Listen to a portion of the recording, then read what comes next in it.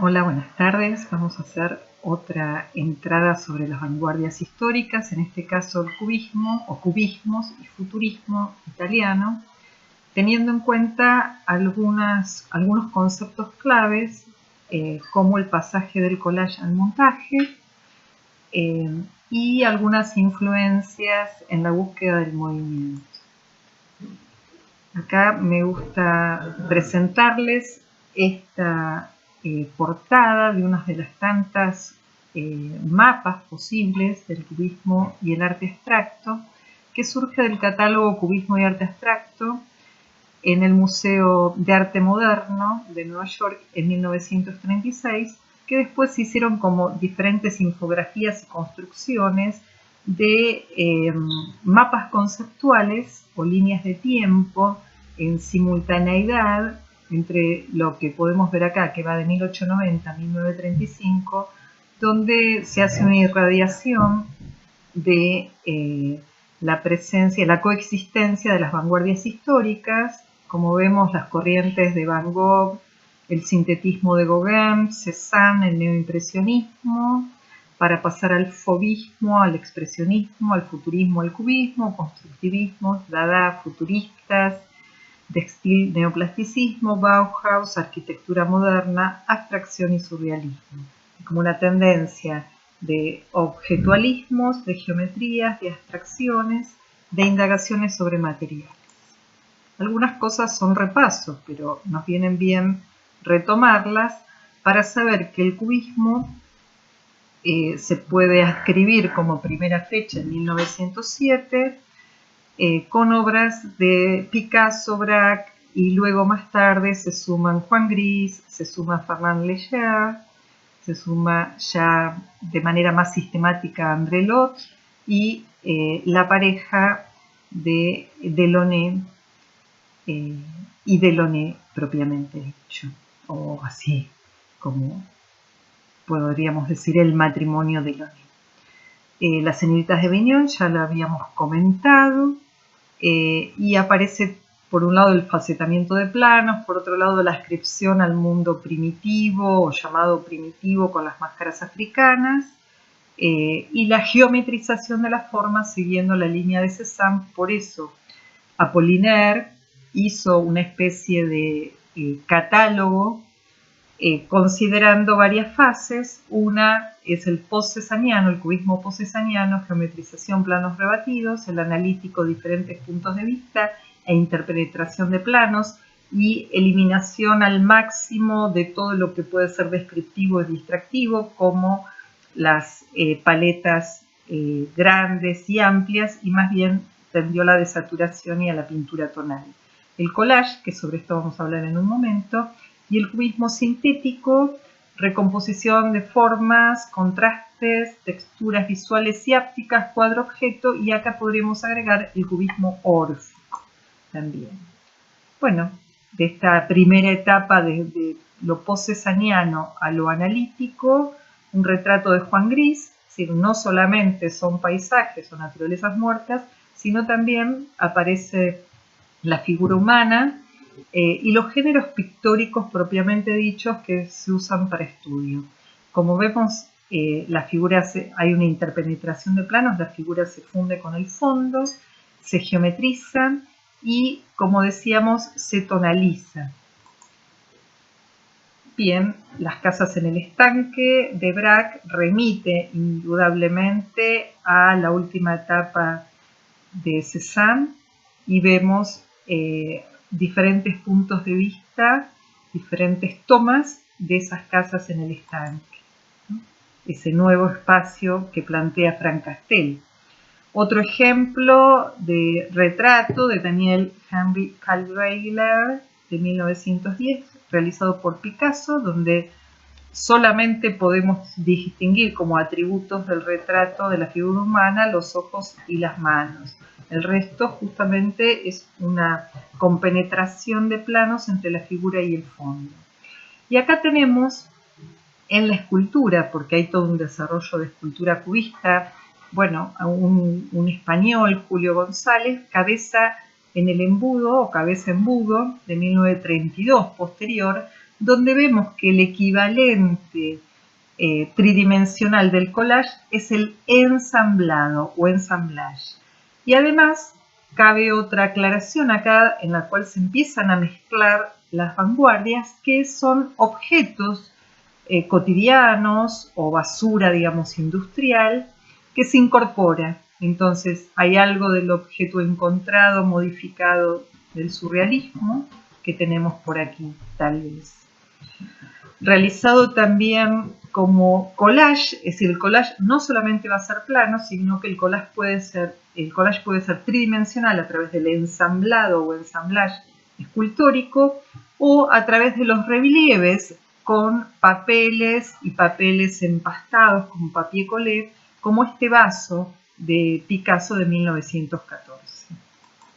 Algunas aclaraciones sobre el collage, lo sintetizo con el concepto del collage al montaje y como vemos hay una constelación de la técnica de la fragmentación. En 1905 el historiador Avi Warburg, el creador de la iconología, propone un método de investigación heurístico o investigativo que se llama el Atlas Mnemosine, ¿no? Basado en la memoria y sus imágenes, una especie de álbum aplicado a su extensa colección de fotos, aunque no lo desarrolló hasta el 24, con técnicas basadas de montaje, seleccionaba y colocaba una serie de láminas sobre un fondo negro para refotografiarlas y poder ubicarlas por el principio de asociaciones iconográficas o por motivos, y de pronto podían coexistir imágenes de la cultura visual, imágenes del pasado con la contemporaneidad. Es decir, él homologaba y dejerarquizaba más bien en la exploración y presentación de un nuevo sistema de relaciones no evidentes. Es decir, hay un collage y un montaje epistémico, epistemológico. Mientras que artístico o plástico, en 1912, el pintor Geoffroy Braque compró, esa es la anécdota, compró en una tienda de Aviñón un rollo de papel estampado. Le interesó tanto, imitaba texturas, que con eso empezó a realizar estos papier collé o collage, recortando y pegando trozos sobre cartones, dibujando encima. Algunos en Braque son planos y otros tienen relieve, como justamente el vaso que vimos de Picasso. Bueno, se lo pasa a Picasso y así va surgiendo este principio collage como experimentación plena en el cubismo. De tal manera que el collage va evolucionando, desmontando una visión de la perspectiva canónica, de la perspectiva caballera, y más bien deconstruyendo ese espacio en pos de construir nuevas posibilidades espaciales, nuevas posibilidades técnicas, nuevas posibilidades materiales. Surge el concepto de fragmento. Antes de que lo plantee Bürger, aparece la fragmentación de la obra de arte, aparece lo inorgánico, y evidentemente hay que replantearse la composición, ¿no? Y esto, más que composición, pasa a ser una configuración, es decir, una reconstrucción de diversos, yo puse pedacitos, de diversas materialidades, pero también de diversos universos posibles de creación. Esto da pie a la aparición del montaje fotográfico, ya sea por la vía de los dadaístas o por la vía de los expresionistas alemanes de la nueva objetividad, que es un subtipo de collage que podríamos decir manipulativo, es decir, se toman diferentes fotografías, se las recortan, es decir, ahí aparece el fragmento y se monta, ¿no? El corte, pegue y la edición de esos retazos o retales que se van añadiendo y que puede surgir una caricatura o puede surgir la asociación de dos configuraciones diferentes. El montaje así fue el mecanismo articulador que estableció una relación entre diversas imágenes y es el principio técnico y compositivo del cine narrativo en términos de un cine clásico para narrar en una secuencia, pero en términos estético-ideológicos se va a utilizar, por ejemplo, en Eisenstein como una ruptura en la continuidad del discurso narrativo clásico, como un choque, como una colisión, o en Bertolt, como en el cine ojo, como la asociación distópica que se puede combinar. Acá tenemos unos collages uno de Picasso y otro de Juan Gris, donde se ve la articulación de los diarios o de las publicidades en los bodegones que se empiezan a deconstruir. O el bodegón con rejilla, que acá vemos la incorporación de este papel con textura de rejilla y una cuerda. Es decir, es lo que Braque, y creo que lo había comentado en otra presentación, denomina el cuadro objeto. Es decir, empieza a aparecer una nueva realidad, que es la realidad extraartística incorporada, ya no como ilusión y como representación, sino que se incorpora en el mundo bidimensional o tridimensional del arte. Otros ejemplos, la naturaleza muerta sobre una mesa, en la cual Gillette es como el título porque aparece la marca, construida a base de trozos de papel dibujado, pintado y pegado, un ejemplo de collage de este periodo que va del papier collé al sintético, ¿no? Este cubismo sintético como una readaptación, como un montaje en la cual se mezclan objetos cotidianos para crear una imagen abstracta y estética que alude a las naturalezas muertas o los géneros tradicionales. Bueno, pasamos a Delaunay con el homenaje a Berriot, está mal escrito, es Berriot, compositor de 1914, donde su idea de cubismo es la simultaneidad y, de colores, de formas que generan ritmos y sonidos, ¿no? Como esta composición ritmo, y Sonia, Robert y Sonia hacen vestuarios, hacen papier collé, hacen diferentes composiciones, también diseño de interiores, y acá los contrastes simultáneos de sonido. En el caso de Fernand Léger, que va a ser un desarrollo también bastante amplio, pasando el cubismo es la primera manera de abstracción, una forma de abstracción hacia la liberación de la verosimilitud en pos de la estructura, hace contrastes de formas, entonces estas formas que finalmente uno reconstruye una figura, básicamente se basa en una relación de volúmenes geométricos y colores que contrastan, ¿no? Como en estas que son como piezas metálicas o geometrías metálicas, como un engranaje también mecánico. Esta idea de la estética de la máquina y de lo mecánico es un leitmotiv en Fernand Léger, las hélices, y vemos que aparece el principio del cubismo sintético, pero con una manera de trabajar los volúmenes y el color a través de el degradé o el degradado, la degradación, digamos, de luces y sombras, de tal manera que logra un efecto metálico. El mismo Fernand Léger necesita experimentar y experimenta justamente con la cámara fotográfica en contraposición al cine clásico, al cine narrativo. Va a ser un cine experimental que se basa justamente en el montaje, ¿no? Es una obra muy extensa denominada ballet mecánico y justamente apela a la estética de la máquina, pero mostrando la humanidad, o al menos los ecos de una humanidad que ya está extrañada por el principio de la repetición, de la fragmentación, de la amplificación o primeros planos, o planos muy lejanos que generan un permanente extrañamiento de ese plano conocido o de ese plano sintagma que puede ser reconocido al repetirse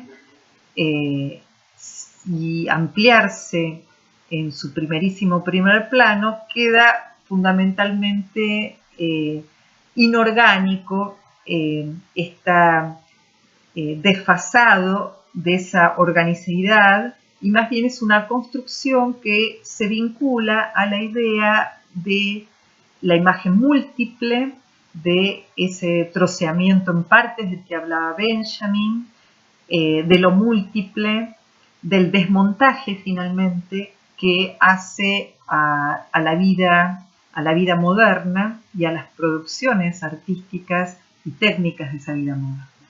Bueno, luego ya más naturalizado el cubismo sintético, lo que va incorporando son diferentes estrategias perceptuales, lúdicas, como las visiones de frente y de perfil, como la texturización de fondos, con el rebatimiento, bueno, Los Tres Músicos, obras más conocidas de Picasso, la serie de músicos como la orquesta.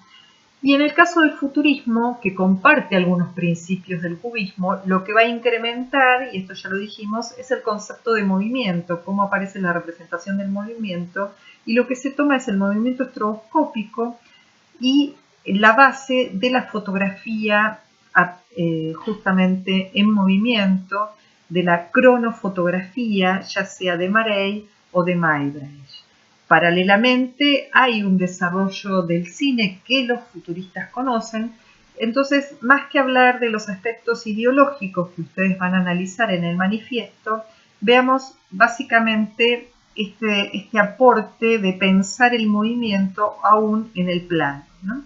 Y se da a partir de lo que ellos consideran un movimiento centrífugo y centrípeto, un movimiento para el centro y un movimiento para afuera, externo. Y el concepto de líneas fuerzas, es decir, cada objeto tiene como un núcleo de energía que en la asociación y en la búsqueda de mostrar y representar ese movimiento estroboscópico fuga con esas líneas fuerzas. Bueno, algunos ejemplos de Giacomo Balla: todo indica velocidad, ya sean carreras de bicicleta, carreras de automóviles, carreras de caballos, o el movimiento de alguien desde caminando, bajando una escalera, subiendo otra. También la idea de que los astros tienen un movimiento orbital, y esto aparece desarrollado. En el caso de Boccioni, la dinámica de un ciclista, vemos en la pintura cómo aparecen estas líneas fuerzas, y en su escultura, que él tiene un importante desarrollo escultórico, formas únicas de continuidad en el espacio, un vaciado en bronce, donde la base básicamente de esta belleza de la velocidad que podemos encontrar en la obra de Boccioni está en la fotografía, como decíamos, la cronofotografía de Marey, acá un ejemplo con fusil fotográfico, que permitía registrar 12 imágenes sucesivas a la velocidad de 1 sobre 720 partes de segundo. Marey hizo múltiples experimentos, tomando el vuelo de un pájaro, la carrera de un caballo, el lanzamiento de una jabalina, de una bala. Bueno, estos álbumes circulaban, hizo sus experimentos Boccioni, y además lo que llama también acá, o para tomar como punto de intersección y de lectura en la problemática que ya habíamos mencionado, la obra de Benjamin, es la originalidad de la vanguardia y otros mitos modernos. Rosalind Krauss discute el problema de la escultura en la tradición de la escultura de vaciado en bronce, donde se pone el lugar del original y la copia, como en la fotografía, ¿no? Donde se pone el lugar del original y la copia. Es decir, son procedimientos técnicos de los lenguajes artísticos que no se tomaban en cuenta y que están revolucionando completamente este concepto del arte aurático único. Entonces, en ese sentido, la anécdota o simplemente el comentario de que Boccioni realizó la escultura original en yeso en 1913, y varios años más tarde se hicieron varios vaciados en bronce. Él murió en el 16 y no pudo ver la importancia que tuvo en estas entrantes y salientes el juego de luces sobre el bronce. No lo pudo ver en el material que pensó, pero lo proyectó. Entonces él estuvo pensando que uno de los materiales básicos del lenguaje escultórico es la luz, ¿no? Esto deviene del impresionismo. Y además el movimiento que se genera por esas líneas fuerza, que hace que evidentemente los volúmenes se transforman. Esa transformación vemos como una interpenetración de planos en esta ciudad que se alza. El ciclista nuevamente ampliado, donde ya habíamos comentado que la manera de pensar la estética de la máquina, la repetición, la mecanización, la industria es positiva en el futurismo y además es experimental en la pintura, en la escultura, en los fotomontajes, en el cine. Carlos Carrà, El jinete, ¿no? Aparece como un vínculo con estas relaciones de los fotogramas cinematográficos, ¿no? Que parecieran superponerse. En esta manifestación de Carrà incorpora la idea del collage o del montaje simultáneo, en este caso para mostrar básicamente una composición con ritmos centrífugos y centrípetos simultáneamente. Y un autor que lo vinculamos y que es el padre del dadaísmo y que es el padre del ready-made y básicamente del estado conceptual del arte, tiene una etapa en la que experimenta, ¿no? Y se habla de un cubo-futurismo en su obra, experimenta con el movimiento estroboscópico y podemos decir que este desnudo bajando en la escalera de 1912, que va a integrar la muestra europea en Estados Unidos de Harmony Show y genera un escándalo sin medidas y además la resonancia para los jóvenes artistas posteriores que en un contexto como el americano de realismo, este desnudo bajando la escalera tiene como punto de partida el movimiento estroboscópico, el concepto de líneas fuerzas del futurismo, la descomposición de un cuerpo a partir de la energía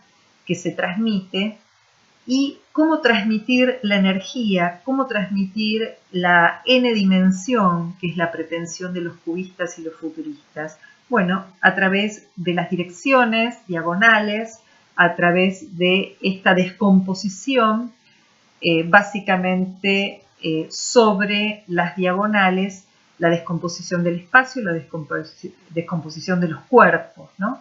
Que esto es lo más importante a tener en cuenta. Y él además lo va a indagar, como en la transición de la Virgen a Novia, una serie que luego termina en el Gran Vidrio, como en la transmutación, ¿no? Del orgánico en lo inorgánico, de la asunción del fragmento. Y aquí termina.